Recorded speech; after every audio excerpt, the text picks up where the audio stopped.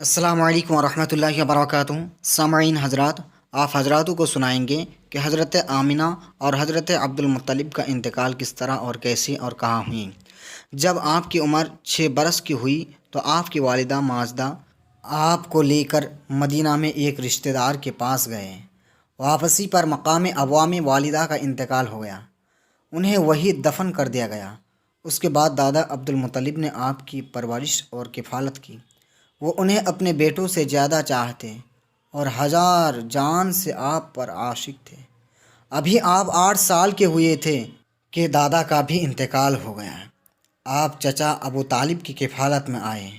وہ بھی آپ کو بہت چاہتے اور ہر طرح سے خیال کرتے۔ آپ نے اس کی کفالت میں بڑی ہی حسن و خوبی سے نشو و نما پائی۔